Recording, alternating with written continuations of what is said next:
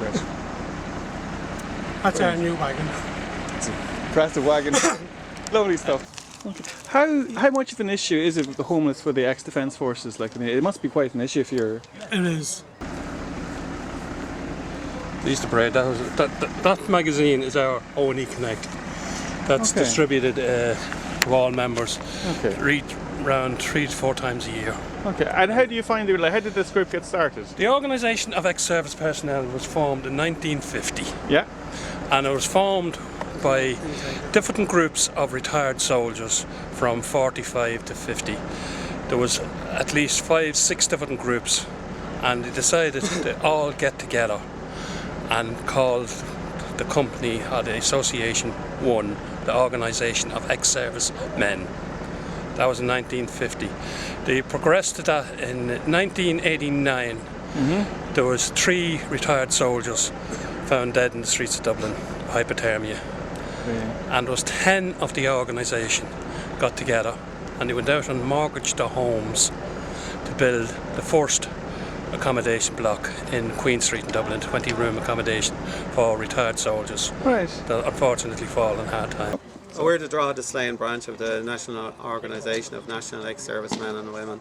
Michael D. Higgins a couple of months ago visited the centre in Brunavina and was very pleased and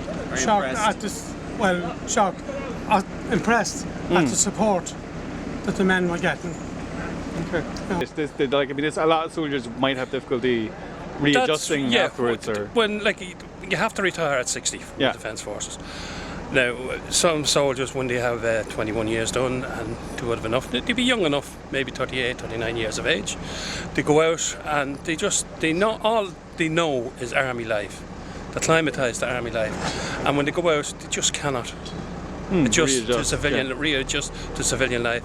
And unfortunately, they can fall on hard times. They might hit the bottle, might hit the queer stuff, different things. And unfortunately, if they were married to that, and they'd be out in the street. And that's how it actually happens. All funds that we get from selling our little trinkets there, the pens and the mugs and the little torches. All funds goes to the organisation. In England, they sell the poppy to help them. Here we sell the fuchsia. Just 10 of the organisation got together when those 3 people was found dead, and they built the first place, 20-room place in Queen Street in Dublin. Subsequently, when Smithfield Property Development Company was on the go, when Boom Times was on the go, they wanted the place we had in Queen Street, and they decided there was a deal done that they build our new place now. It's a 40-room place at the corner of Queen Street and North King Street. That's incredible. And that's our present position. If you wanted people to know how to contact you, how could they do that? They contact us through our webpage, O&E Connect, or they have it. That's all our phone numbers. We have. I think he said around 600,000 a year for the 3 homes. The one in Dublin has 32. The one in Letterkenny has 5, and the one in Athlone has 5. So you're never mind again. You're telling me that all these people who are Defence Forces are not getting adequate support financially after are homeless? Take a person who's in the army all his life and he comes to retiring and he has to leave it. And then he's lost because he's institutionalised into army life. Absolutely. And now he's out on Civvy Street and he's lost. And some of them fall into hard times because they're not able to cope. So the O&E provides care homes for them. It's an incredible service. And they can see some of them would have possibly medical problems, because the older you get, the more chances you are of things going wrong. And for years the government didn't recognise them, but now they're starting to understand the problems that has arose from things that happen. Our branch is in Drogheda Slane branch. The main building, the main offices of the O&E is in Brunavina in Smithfield. In Smithfield in Dublin. The next page. There it is. There. This is the this is the building. There's the phone numbers. Okay. And that's a photograph of the self-contained rooms. They're well looked. The people that are there, they're well looked after. They have medical. They have a nurse, and they have communal kitchen.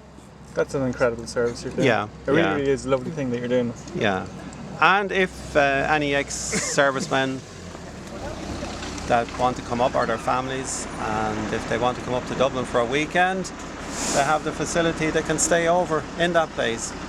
Okay. It's not only is it a home for ex-soldiers, but like serving soldiers or ex-soldiers with their families. There is family rooms where they can use it as like a hostel. God forbid, if I fell onto hard times, or one of my children was in hospital in Dublin, I can come up and stay in one of these homes for a very small fee, only for bed. But you have somewhere to stay while you're visiting a hospital or wherever. That's a brilliant idea.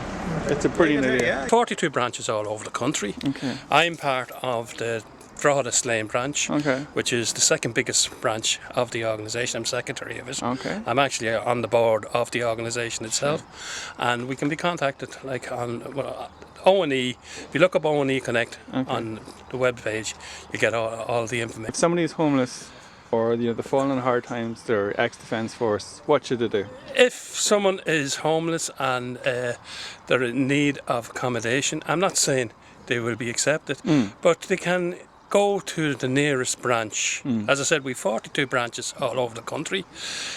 First of all, they probably would join. They may be members of the O&E. And they get in touch.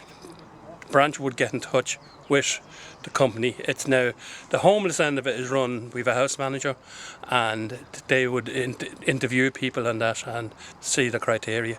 Like, we don't have medicals or anything like that. It's all live bodies, if you know what I mean. We go from that. That's. I'm absolutely blown away. Fair play to you. Thank you.